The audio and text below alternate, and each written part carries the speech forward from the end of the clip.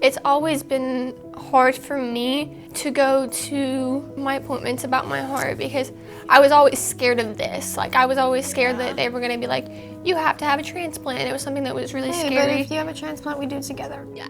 My name is Harper Gaffney, and I have dilated cardiomyopathy and an LVAD. My name's Heidi Gaffney, and I have dilated cardiomyopathy and an LVAD.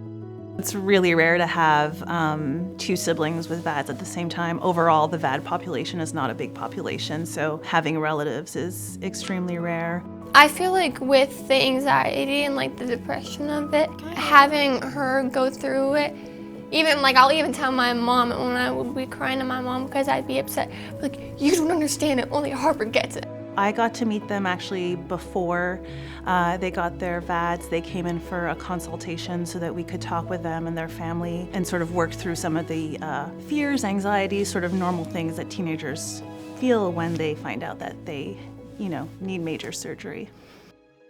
I feel like Dell Children's was like a really positive experience. Yeah, I think it made us a lot more comfortable than some other places because I've dealt with a lot of anxiety with my doctor's appointments, and so having the staff that was so comforting, and even the nurses, once we had it, it was definitely a better experience than some other places. Yeah, they were really nice. They like talked us through what they were gonna do and everything. Before even getting the LVAD, they brought it into us, so I was able to hold it in my hand, like the device that's in me, I held in my hand and I got to feel it. And it was like vibrating. Yeah, and they even showed us the dressing change and the controller.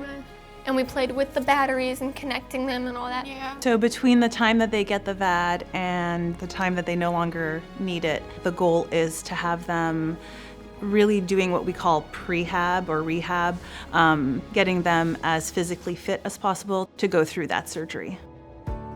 Dr. Fraser is amazing, and I was so worried about scarring, and so he's like, don't worry, he took care of it. Yeah, he took his time and he took care of it, and so I think our scars are looking great. Yeah.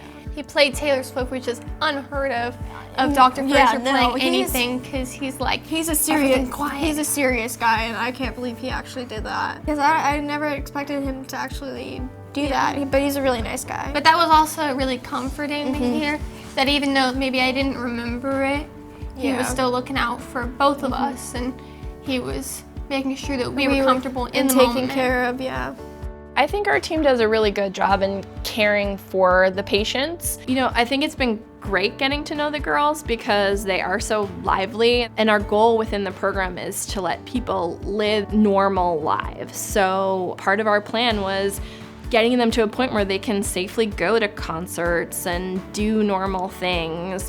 One of our nurses helped Heidi find jeans that could be painted for her senior jean day at her high school, which I've learned in Texas is a really big deal. Most of our patients are children, and they should be allowed to be children and be adolescents and live a life like anyone else as long as we can do it for them.